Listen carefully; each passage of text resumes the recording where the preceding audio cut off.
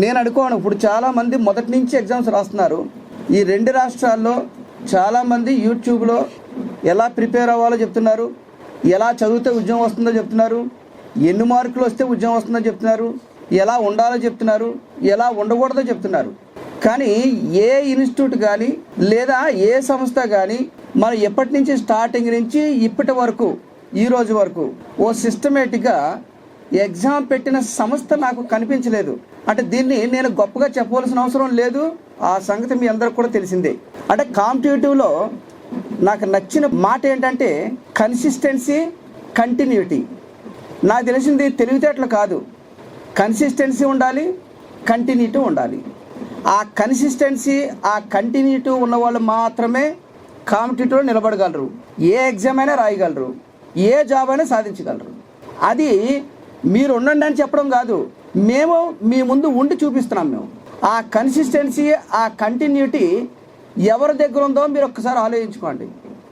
ఎవరు ఇప్పటి వరకు రెగ్యులర్గా టెస్టులు పెట్టడం కానీ, ఆ పెట్టిన టెస్టుల్లో క్వాలిటీ ఇవ్వడం కానీ, ఆ టెస్టుల్లో ఓ బ్లూ ప్రింట్ ఫాలో అవడం కానీ చేసిన వాళ్ళు చాలా, అంటే తక్కువ అని కాదు, లేరని నేను అంటాను. మీరు అంగీకరించినా అంగీకరించకపోయినా ఇది మాత్రం నిజం.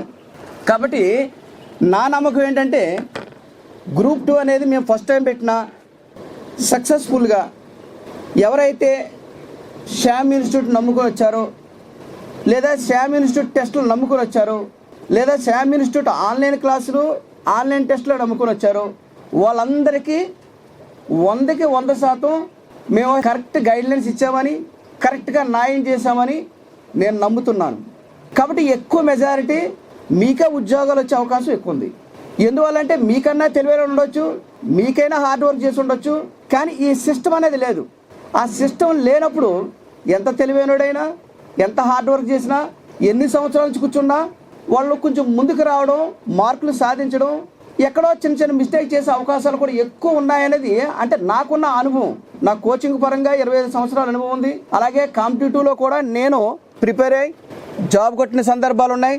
అంటే వ్యక్తిగతంగా అనుభవపూర్వకంగా నేను అనుభవించాను ప్రిపరేషన్ విధానాన్ని, అలాగే సంస్థాగతంగా కూడా అనుభవించాను ఎలా ప్రిపేర్ కావాలి, ఎలా ప్రిపేర్ అవుతూ ఉండాలనేది. కాబట్టి నాకున్న అనుభవాన్ని బట్టి నేను కొన్ని మాటలు మీ ముందుకు తీసుకురావాలని, దాని గురించి ప్రతి ఒక్కరూ మనసు పెట్టి వినండి. ఇందులో నేను చెప్పిన విషయాలు చాలామంది తెలుసు, కానీ ఇక్కడ తెలియడం గొప్పతనం కాదు. ఆ తెలిసిన విషయాల్ని ఆచరించినవాడు, పాటించినవాడు గొప్పవాడు అవుతాడు, సక్సెస్ అవుతాడు. తెలివైనవాడు తన అనుభవాల ద్వారా నేర్చుకుంటాడట. మేధావి తన అనుభవాలతో పాటు ప్రక్కవారి యొక్క అనుభవాలతో కూడా నేర్చుకుంటాడట.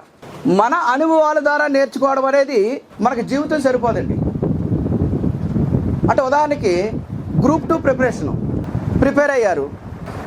ఎంతవరకు ప్రిపేర్ అయ్యారంటే మీకున్న సామర్థ్యాన్ని ఉపయోగించుకొని, మీకున్న తెలివితేటలను ఉపయోగించుకొని, మీకున్న నాలెడ్జ్ను ఉపయోగించుకొని వెళ్ళారు. అంటే మీ అనుభవం ద్వారా వెళ్ళారు. ఎక్కడో చిన్న తేడా వచ్చింది. మరలా ఎప్పుడు వస్తుందంటే మళ్ళీ 1 సంవత్సరం పట్టవచ్చు, 2 సంవత్సరం పట్టవచ్చు, గవర్నమెంట్ యొక్క ఇష్టం. మరలా ఇంకొక ఛాన్స్ రావాలంటే చాలా సమయం పడుతుంది. అదే అంతకుముందు ప్రిపేర్ అయిన వాళ్ళు, అంతకుముందు సక్సెస్ అయిన వాళ్ళు, వాళ్ళ యొక్క స్టడీ విధానాన్ని కానీ, లేదా వాళ్ళ యొక్క సక్సెస్ విధానాన్ని కానీ, వాళ్ళ యొక్క ఫెయిల్యూర్ యొక్క విధానాన్ని కానీ మనం ఇప్పటి నుంచే నేర్చుకుంటే మనం సొంత అనుభవం ద్వారా కొన్ని సంవత్సరాలు పడుతుంది. ఇతరుల అనుభవాలు కూడా మనం దృష్టిలో పెట్టుకుంటే వద్దండి, తొందరగా సెట్ అవుతాము. అది నాకు బాగా నచ్చిన మాట. అలాగే విజయవాడలో పవన్ కళ్యాణ్ గారు, ఇది నాకు చాలా ఇష్టమైన బుక్ అని, ఆ బుక్లో పాయింట్ ఉందండి, చదివి వినిపిస్తాను ఒకసారి. విజయాన్ని లక్ష్యముగా పెట్టుకోకండి. అంటే మీ విజయం లేదా మీ సక్సెస్ ఏంటి? గ్రూప్ 2 సక్సెస్ అవ్వాలనేది, లేదా మీ లక్ష్యం, లేదా మీ విజయం గ్రూప్ 2 ఆఫీసర్ అవ్వాలని. కాబట్టి విజయాన్ని లక్ష్యంగా పెట్టుకోకండి. నేను గ్రూప్ 2 ఆఫీసర్ అవ్వాలనేది లక్ష్యం కాదు. లక్ష్యం ఉండాలి, కానీ లక్ష్యం మీద దృష్టి పెట్టకూడదని, సక్సెస్ మీద దృష్టి పెట్టకూడదని. మీరు ఎంతగా విజయాన్ని ఆశిస్తారో, దానినే లక్ష్యంగా పెట్టుకుంటారో, ఆ విజయాన్ని అంత ఎక్కువగా కోల్పోతారట మీరు. మరి దానికి ఏం చెప్పాడంటే ఆయన, విజయం మీద, అంటే విజయం అంటే ఫలితాల మీద, లక్ష్యం మీద మనకి దృష్టి ఉండకూడదు. దేని మీద దృష్టి ఉండాలంటే మధ్యలో ఉన్న పద్ధతులు, ఆ పద్ధతుల మీద దృష్టి పెట్టాలి. లక్ష్యం అనేది మనకు ఉంటుంది, ఫలితం అనేది మన చేతిలో లేనిది. కానీ మధ్యలో ఉన్న పద్ధతులు ఉన్నాయి చూడండి. అంటే మన గ్రూప్ 2కి సంబంధించి ఏ విధంగా ప్రిపేర్ కావాలి, అంటే ఇప్పటి వరకు ఏ విధంగా ప్రిపరేషన్ ఉండాలి, ఎక్కడి నుంచి ఏ రకమైన ప్రిపరేషన్ ఉండాలి, ఈ ప్రిపరేషన్ క్రమంలో వచ్చే అడ్డంకులు కానీ ఇబ్బందులు కానీ ఏ విధంగా అధిరోహించాలి, ఈ చదివే క్రమంలో ఇతరుల యొక్క పూర్వం యొక్క అనుభవాల్ని లేదా సక్సెస్ అయిన వాళ్ళ యొక్క మాటల్ని ఏ విధంగా తీసుకోవాలి, ఇవే పద్ధతులు మనకి. ఈ పద్ధతుల మీద దృష్టి పెట్టాలి. ఎప్పుడైతే పద్ధతుల మీద దృష్టి పెట్టామో ఆటోమేటిక్గా మన లక్ష్యము నెరవేరుతుంది, ఆటోమేటిక్గా మన సక్సెస్ అవుతామని. ఎప్పుడైతే మన లక్ష్యం నెరవేరాలి లేదా మన ఉద్యోగం సాధించాలనుకుంటే మనకి ఒత్తిడి పెరుగుతుంది. బాధ్యతను గుర్తించి ఈ సమయంలో ఏది చేయాలో అది మాత్రమే చేస్తే ఆటోమేటిక్గా మీ లక్ష్యం నెరవేరుతుంది, ఆటోమేటిక్గా మీకు అనుకున్న ఫలితం కూడా వస్తుంది అనేది ముఖ్యం, దాని యొక్క సారాంశం. కాబట్టి దయించి ఎవరైతే 20 రోజులు మీ లక్ష్యం మీద మీ ఫలితం మీద, అంటే నాకు 160 మార్కులు వస్తే ఉద్యోగం వస్తుందా, 180 మార్కులు వస్తే ఉద్యోగం వస్తుందా, 200 మార్కులు వస్తే ఉద్యోగం వస్తుందా, 240 మార్కులు వస్తే ఉద్యోగం వస్తుందా, మనకు సంబంధం లేదు. మనం ఏ స్థానంలో ఉన్నామనేది మనకు సంబంధం లేదు, మనం ఏ కేటగిరీలో ఉన్నామో మనకు సంబంధం లేదు. మనకు సంబంధం అంటూ ఏంటిది, మనం ఉన్న సిలబస్ అంతా పక్కగా చదువుకున్నామా లేదా, ఆ సిలబస్ని రివిజన్ చేసుకున్నామా లేదా, రివిజన్ చేసుకుని మార్కులు సంపాదించుకున్నామా లేదా అన్నదే మనకు ముఖ్యం. జాగ్రత్తగా గమనించుకోండి. కాబట్టి ఇందులో ఎవరైతే సక్సెస్ కావాలనుకుంటున్నారో, ఎవరైతే గ్రూప్ 2 ఉద్యోగం సాధించాలనుకుంటున్నారో వాళ్ళు దయించి మాత్రం ఉద్యోగం సాధించాలి సాధించాలి సాధించాలి కసి పెట్టుకోవద్దు. ఈ 20 రోజులు మీరు ఎలా ఉండాలో, ఎలా చెయ్యాలో, ఎలా చదవాలో దాని మీద మాత్రమే ఫోకస్ పెట్టండి, దాని మీద మాత్రమే దృష్టి పెట్టండి. ఉద్యోగం రావడం రాకపోవడం అనేది మన చేతుల్లో లేనిది, మనకి సంబంధం లేనిది.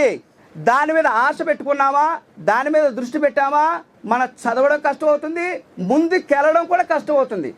ఇది ఆ పుస్తకంలో చెప్పింది, నేను కూడా అనుభవంగాను చూశాను.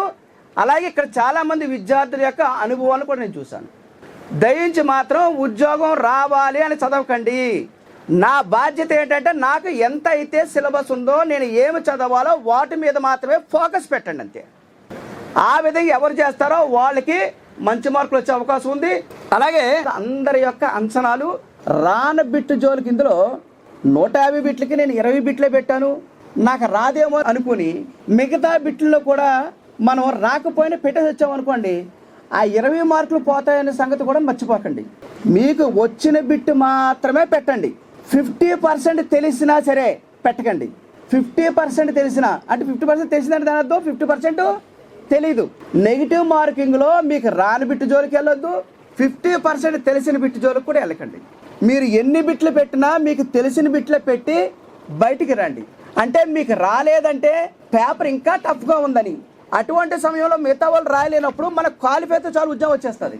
కాబట్టి అత్యాసపడి నేను పదవి పెట్టాను కదా, నాకు ఎలాగో ఉద్యోగం రాదు, అన్నిటిని ఇష్టాసనంగా బబులింగ్ చేసి వచ్చేస్తాం మాత్రం అనుకోవద్దు. మీకు ఎన్ని వస్తే అన్నే పెట్టండి, రాని దాని జోలికి వెళ్ళకండి. అది మాత్రం జాగ్రత్తగా గమనించుకోండి.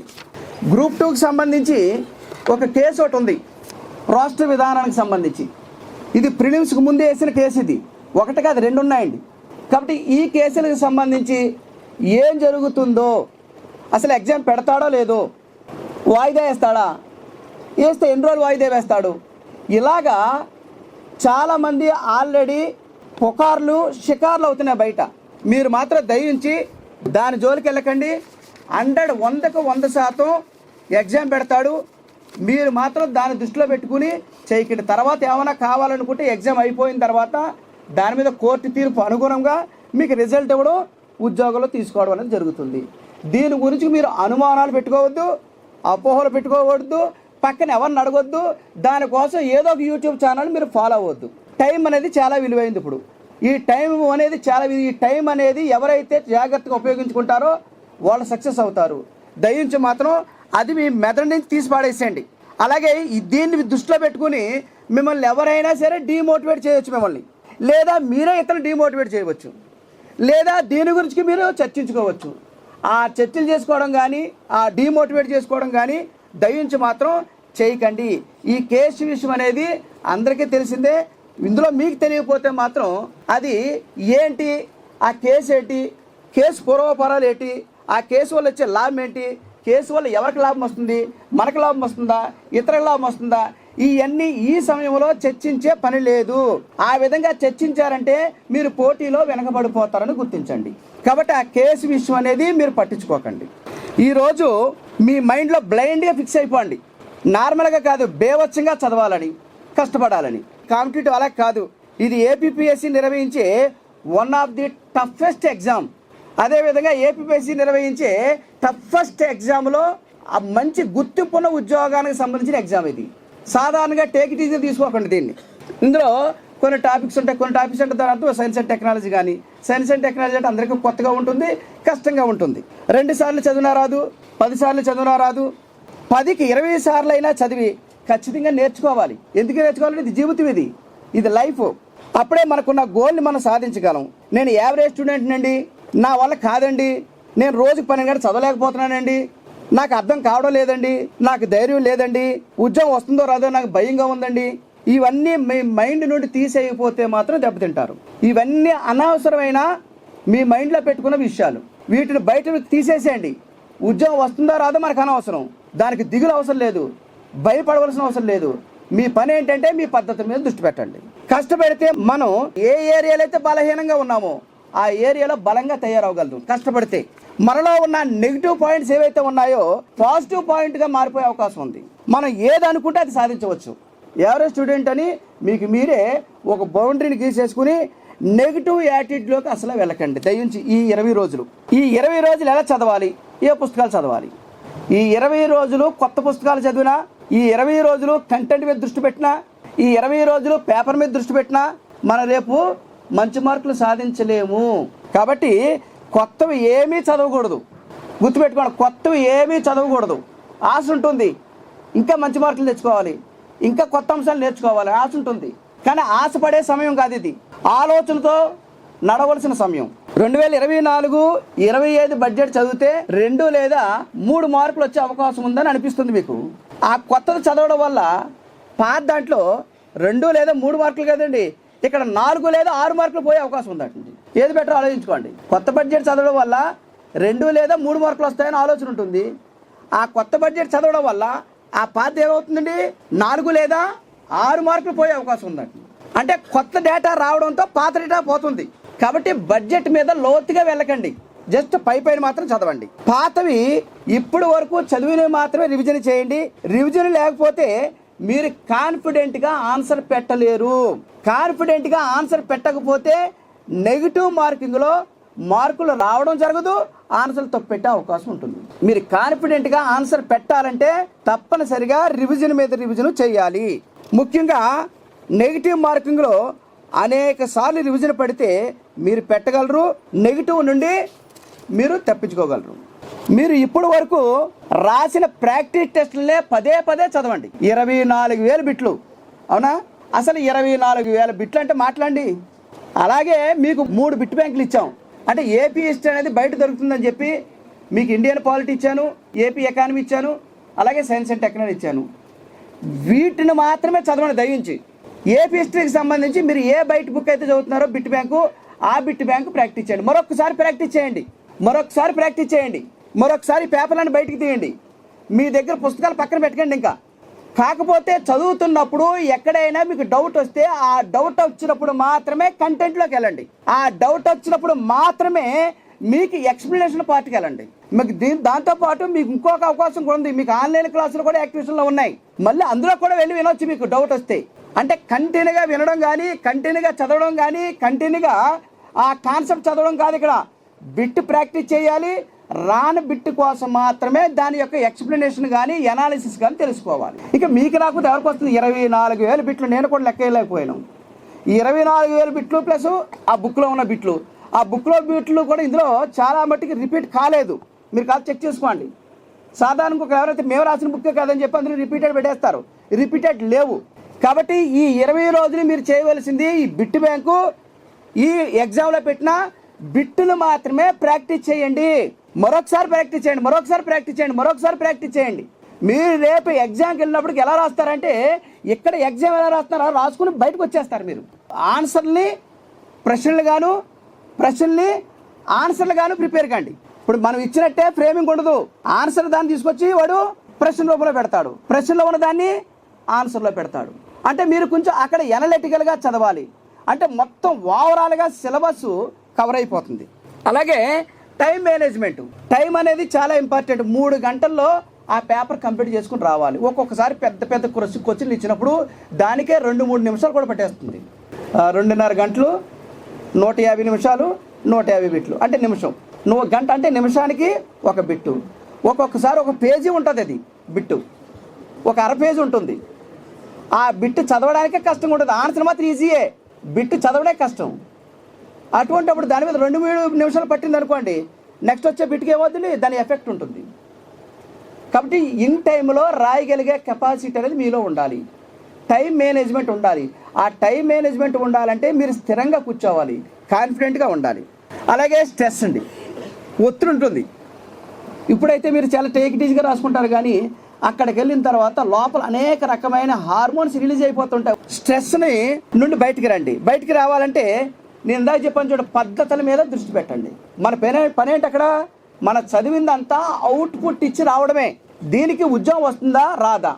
ఉద్యోగం రాకపోతే ఇక్కడ చూడండి, మీకు మనం బాగా చదివాం, నిజాయితీగా చదివాం, పేపర్ ఎలా ఉన్నా నేను రాయగలను అనే కాన్ఫిడెన్స్తో వెళ్ళండి. First point. 2, ఒకవేళ నేను రాయలేకపోతే ఎవరో రాయకపోవచ్చు. నేను రాయలేకపోతే ఎందుకంటే 24,000 బిట్లు ప్రాక్టీస్ చేశాను. 3 పుస్తకాలు బిట్ బ్యాంక్, అంటే 3 అంటే 4 అనుకోండి, ఇంకో బుక్ ఎలా కలిసింది కాబట్టి 4 బుక్లు బిట్ బ్యాంక్ ప్రాక్టీస్ చేశాను. అలాగే ఆన్లైన్ క్లాసులు విన్నాను. ఎంత చదివినా సరే నేను రాయలేనంటే మిగతా వాళ్ళు ఎవరో రాయలేరు అనేది పెట్టుకోండి. అలాగే ఎలా ఇచ్చినా జాగ్రత్తగా పాజిటివ్గా ఆలోచనతో ఆన్సర్ పెట్టండి. మొదట 10 బిట్లు రాలేదనుకోండి, మనం నెగిటివ్ యాటిట్యూడ్లోకి వెళ్ళిపోతామండి. ఇంక నేను రాయలేనేమో అన్న ఫీలింగ్ వచ్చేస్తుంది. తర్వాత బిట్లు వచ్చినా సరే మన ఆన్సర్ పెట్టలేము, పెట్టబుద్ధి కూడా కాదు. అవన్నిటిని పూర్తిగా తీసి పడేయండి. మీకు ఏదొస్తే అది పెట్టండి. మొదటి 10 బిట్లు కాదు, 100 బిట్లు రాకపోయినా మనకు అనవసరం. తర్వాత 50 బిట్లైనా పర్ఫెక్ట్గా పెట్టరండి. 100 బిట్లు రాలేదు, 50 బిట్లైనా పర్ఫెక్ట్గా పెట్టరండి. నెక్స్ట్ దానికి ఏమవుతుంది, 140 పెట్టచ్చు. అప్పుడు దానికి కూడా 50 పెట్టారండి. నెక్స్ట్ పేపర్ ఉంది కదా, దానికి 100 పెట్టచ్చు. ఆ తర్వాత పేపర్ 100 ప్లస్ ఇది 40, 180 మార్కులు ఉద్యోగం వచ్చేస్తుంది మనకి. అంటే పాజిటివ్గా వెళ్ళండి. తక్కువ మార్కులు వచ్చినాయి అంటే ఇంక నేను పనికిరాను అనవసరం. కొంతమంది అయితే మధ్యాహ్నం పేపర్ రాయడం కూడా మానే వచ్చేస్తారు. దీంట్లో 20 మార్కులు వచ్చినాయి, దీంట్లో 20 మార్కులు వచ్చినాయి.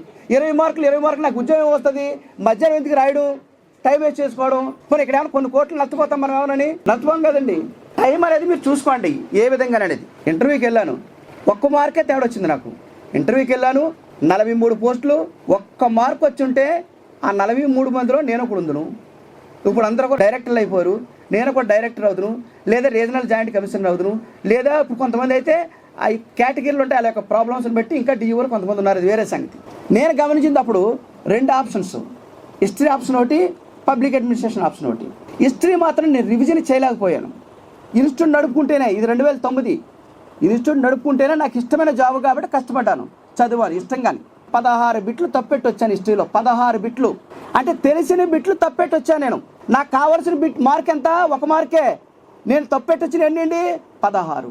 నేనేమంటాను ఇప్పుడు కూడా అందరికీ చెప్పేది ఏంటంటే, మన రాని బిట్ల కోసం ఆశించేదానికన్నా వచ్చిన బిట్టుని ఏ బిట్టుని మిస్ అవ్వకుండా జాగ్రత్తగా ఆలోచించి పెట్టుకుని వస్తే ఉద్యోగం వచ్చినట్టే మనకి. నా ఆలోచన ఇది. రాని బిట్టు రాలేదని భయపడి బాధపడే కన్నా వచ్చిన బిట్టును అది 1అయినా 2అయినా స్పష్టంగా పక్కాగా పెట్టి మీరు వస్తే ఆటోమేటిక్గా మీకు జాబ్ వచ్చినట్టే. దయించి మాత్రం అది గమనించుకోండి. పేపర్ కష్టంగా ఉందని అనే ఆందోళన పెట్టుకోవద్దు. మీకు పేపర్ కష్టంగా ఉంటే మిగతా వాళ్ళు కూడా కష్టంగా ఉంటుంది. వాళ్ళకి ఒకలాగా మీకు ఒకలాగా ఉండదు కదండి. ఇది ఇన్ని సంవత్సరాలు కష్టపడ్డాం, సరిగా రాయలేకపోతున్నాను అనే ఆందోళన అక్కడ ఉండకూడదు. అది వందల కోట్లు పెట్టి వ్యాపారం చేస్తారు, బిజినెస్ చేస్తారండి, ఒకేసారి దివాలా తీస్తారు. ఎవరు చెప్పుకుంటారు? అది మన కష్టపడడం మన పని అంతే, ఫలితం మన చేతిలో లేదు, ఆ భగవంతుడి చేతిలో ఉంది. అది అదే కొంచెం లక్ అనేది కొంచెం కలిసి రావాలి. కొంత అంటే దాని అర్థం అండి, గుమ్మడికాయ అంత కష్టపడితే కానీ ఆవగింజ అంత అదృష్టం కలిసి వస్తుంది మనకి. గుమ్మడికాయ అంత కష్టపడాలంటండి, ఆవగింజ అంత అదృష్టం వస్తుంది మనకి. అంటే మీరు నిజాయితీ కష్టపడితే 100% మీకు లక్ కలిసి వస్తుంది. కాబట్టి దయించి పేపర్ ఏ విధంగా ఉన్నా సరే మీరు ఆందోళన చెందొద్దు. దానివల్ల మనకు ఒత్తిడి పెరుగుతుంది. ఒత్తిడి పెరగడం వల్ల ఆలోచన రావు. ఆలోచన రాకపోవడం వల్ల మన ఆన్సర్ కరెక్ట్గా పెట్టామో లేదో తెలియదు. మీరు బయటకు వచ్చిన తర్వాత ఆలోచించడం కావాలని, మీరు బయటకు వచ్చిన తర్వాత అయ్యో ఈ తెలిసిన బిడ్డ తప్పు పెట్టేశామా అన్న ఫీలింగ్ కూడా ఏర్పడుతుంది. ఎందువల్ల అక్కడ మనకి అనేక రకాల ఆలోచన రావడం వల్ల, అనేక రకాల ఇబ్బందులకు గురవడం వల్ల, మనమే తెచ్చుకోవడం వల్ల, అయ్యో నేను జాబ్ సెలబెట్టుకుని చదువుకున్నానే, నేను సరిగా రాయలేకపోయానే, లేదా నేను 2 సంవత్సరాలు కష్టపడుతున్నానే, ఎవరైనా ఏదో అనుకుంటారేమో, పక్క వాళ్ళు ఎవరైనా ఏమని అంటారేమో, ఇలాగ అనేక రకాల అనుమానాలు, అపోహలు, ఇవన్నీ మనకు అనవసరం. ఇది మన భవిష్యత్తు, ఇది మన జీవితం, మన ఉద్యోగం, మన గుర్తింపు, మన గౌరవం. ఇది ఇతరులకు సంబంధం లేదు, మనకి ఇతర ఆలోచనలతో మనకు సంబంధం లేదు, ఇతర మాటలతో మనకు సంబంధం లేదు. అవన్నీ పెట్టుకుంటే మాత్రం ఏమవుతుందంటే కొంచెం మనకి ఒత్తిడి పెరుగుతుంది. ఆ ఒత్తిడిలో తప్పులు పెట్టే అవకాశం ఉంటుంది. మీరు రిలాక్స్గా రాయండి. వస్తే ఎంత, రాకపోతే ఎంత, వస్తే ఎంత, రాకపోతే ఎంత. రాలేదనుకోండి, ఉదాహరణకి నెక్స్ట్ వెంటనే నాకు ఎండోమెంట్ ఎగ్జిక్యూటివ్ ఆఫీసర్ ఉద్యోగం నోటిఫికేషన్ పడ్డది. నెక్స్ట్ డే, నెక్స్ట్ అంటే దాని అర్థం అయిపోయిన తర్వాత 1 మంత్ ఎంతో టైం నట్టుకుందండి. మీరు నమ్మపోండి, నిమిషం కూడా చదవలేదు నేను. దానికి 2 ఆప్షన్స్ జనరల్ స్టడీస్, 2 ఆప్షన్స్. దీనికైతే ఒక ఆప్షను జనరల్ స్టడీస్. అందులో పబ్లిక్ అడ్మినిస్ట్రేషన్ నేను దిట్ట. పుస్తకమే తిరగేయకపోయినా నాకు ఉద్యోగం వచ్చింది, గవర్నమెంట్ ఉద్యోగం. అది ఏది, ఇది చదివింది నా జీవితం అని శూన్యంలోకి వెళ్ళిపోతే మాత్రం అక్కడ మీరు సరిగా రాయలేరు. 2 మొదటి పేపర్ రాసి వచ్చిన తర్వాత ఎవరితోనూ డిస్కషన్ పెట్టుకోకండి. ఇవన్నిటికీ ఒకటే పరిష్కారం ఉంది. ఏంటంటే ఎగ్జామ్ హాల్కి పాజిటివ్గా వెళ్ళండి. నేను రాయగలను, పేపర్ ఏ విధంగా ఇచ్చినా రాయగలను, నెగిటివ్ మార్కింగ్ అయినా రాయగలను, నేను మంచి మార్కులు తెచ్చుకోగలను, నాకు కావాల్సిన మార్కులు తెచ్చుకోగలను, ఎలాగిచ్చినా నాకు ఇబ్బంది లేదు అని పాజిటివ్గా వెళ్ళండి. పేపర్ ఎలా ఉన్నా మీకు వచ్చిన క్వశ్చన్స్కి మాత్రం జాగ్రత్తగా ఆన్సర్ పెట్టండి.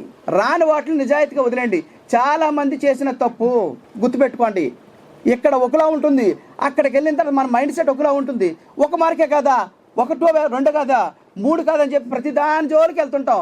ఇది ఆల్రెడీ పెట్టాను కదా, ఆల్రెడీ మన శామ్ ఇన్స్టిట్యూట్లో ఎగ్జామ్లో బిట్టిచ్చారు కదా, ఇదెందుకు మిస్ అయిపోతుంది నాకు అని చెప్పి అనవసరంగా మనం పెట్టామనుకోండి.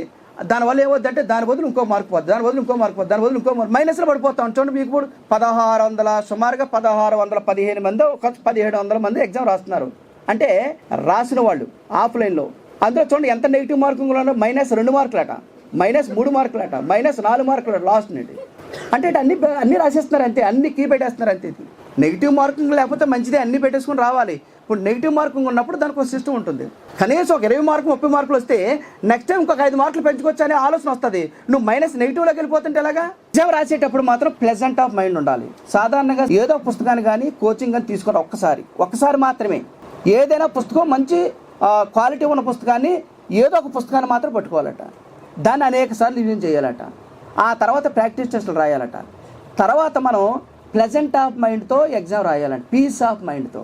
ఈ 4 సక్సెస్కి ప్రధాన కారణాలంట. ఇవన్నీ మీకు ఉన్నాయి.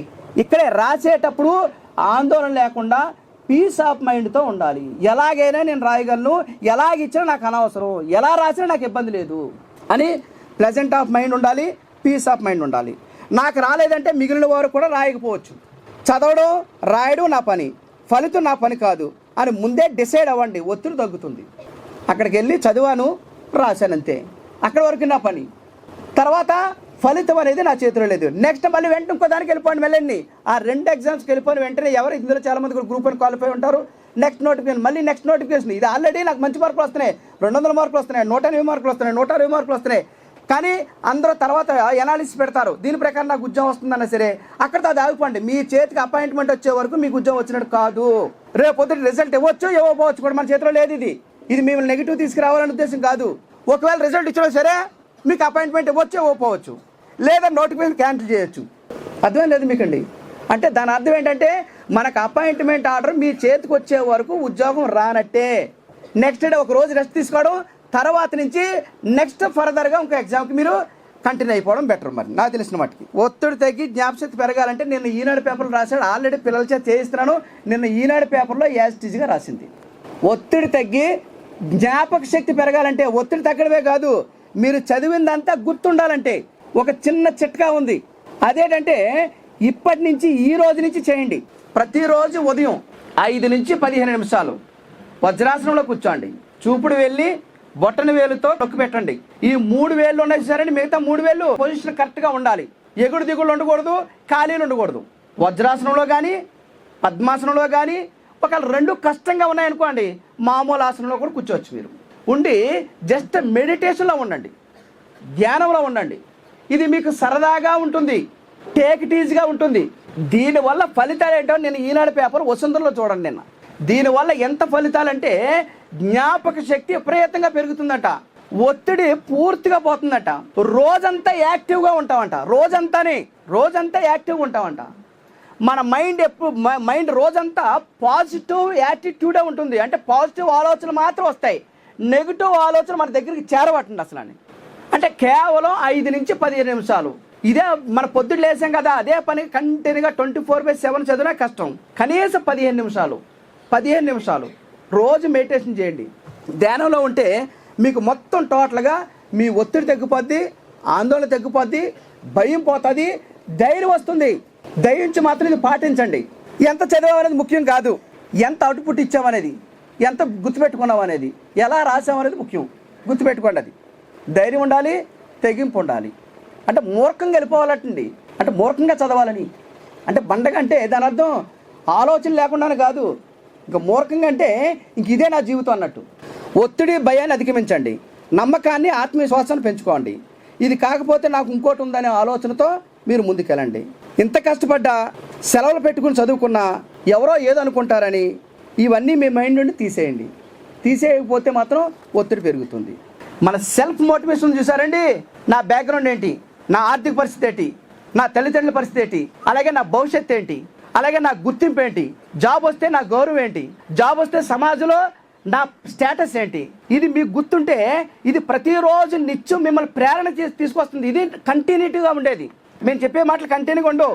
మన సెల్ఫ్ మోటివేషన్ ఉండాలండి, ఇతరుల మోటివేషన్ కాదు, మన సెల్ఫ్ మోటివేషన్. జాబ్ వచ్చిన తర్వాత గ్రూప్ 2 ఆఫీసర్ అంటే మాటలు కాదండి. ఒక ఎంఆర్ఓ అంటే 100% సుమారుగా నాకు తెలిసిన మట్టుకి కలెక్టర్ వరకు వెళ్ళిపోతాడు సుమారుగా. అంటే అడ్డంకులు లేకుండా ఉంటాయి, పరిస్థితులు అన్నీ అనుకూలంగా ఉంటాయి. మాట్లాడండి. అంటే ఇప్పుడు ఎంఆర్ఓ అవ్వాలంటే అంటే తర్వాత డిప్యూటీ తహసీల్దారు. కలెక్టర్ పరిస్థితి గురించి ఆలోచించుకోండి ఒకసారి, ఆ కలెక్టర్ పొజిషన్లో మనం ఉంటే ఎలా ఉంటుందని. అయితే ఇలాగ ఆలోచించుకున్నప్పుడు ఏమవుతుందంటే చదవాలి, ఎక్కువసేపు ఉండాలనిపిస్తుంది. కానీ ఈ చదువు ఒకటే సరిపోదు మనకి, దానికి తగ్గ విధంగా ఎలా ఉండాలండి, మనం ప్రశాంతంగా ఉండాలి, ఎక్కువ టైం నిద్రపోవాలి, 6 గంటలు నిద్రపోవాలి, 6 అవర్స్, 6 గంటలు.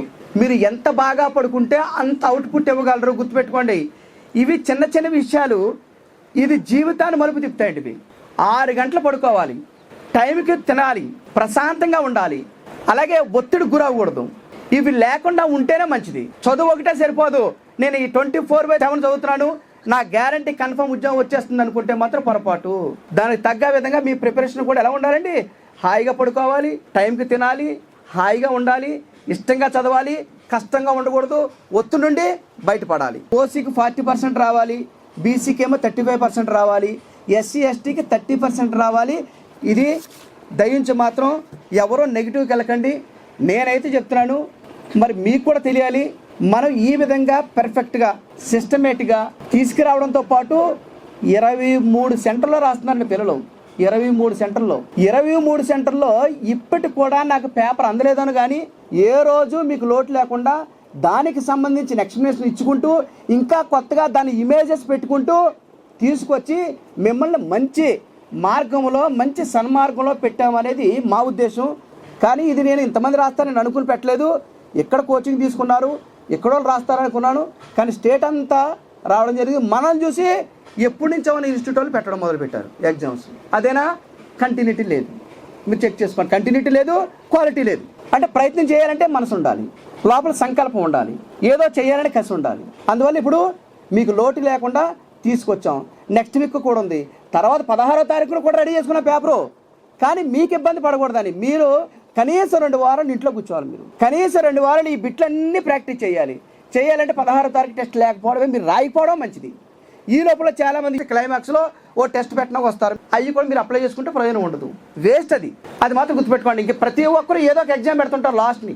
ఆ ఎగ్జామ్స్ రాయడం వల్ల ఉపయోగం లేదు. ఒకే ఒక ఎగ్జామ్ రాయండి, రాసి క్లోజ్ చేసి రూమ్లో కూర్చుని శుభ్రంగా కంబైన్డ్ స్టడీలు కానీ ఇంకేమి చేయకుండా మీరు కేవలం ఈ బిట్లు మాత్రమే ప్రాక్టీస్ చేయండి. మనం ఇచ్చిన బిట్ బ్యాంకులు మాత్రమే ప్రాక్టీస్ చేయండి. ఇంకా ఏ బుక్ తిరగేయకండి, మన బుక్ అయినా ఇంకో బుక్ అయినా ఏ బుక్ తిరగేయకండి, బిట్లు మాత్రమే ప్రాక్టీస్ చేయండి. 100కు 100% మీరందరూ ఉద్యోగులు ఉంటారు. ఇది నా నమ్మకం, కన్ఫర్మ్ అన్నమాట. కాబట్టి దయచేసి అందరూ కూడా మంచిగా ఇక్కడి నుంచి సమయానంతా సక్రమం ఉపయోగించుకుంటారని, సమయాన్ని మంచిగా ఉపయోగించుకుని మంచిగా ఈ పేపర్లన్నీ ఈ బిట్ బ్యాంక్ అంతా కూడా మళ్ళొక్కసారి రివిజన్ చేసుకుని అక్కడ పాజిటివ్గా పేపర్ రాసి మంచి మార్కులతో ఉద్యోగం సాధిస్తారని నేను నమ్ముతున్నాను. అందరికీ all the best. Thank you very much అండి.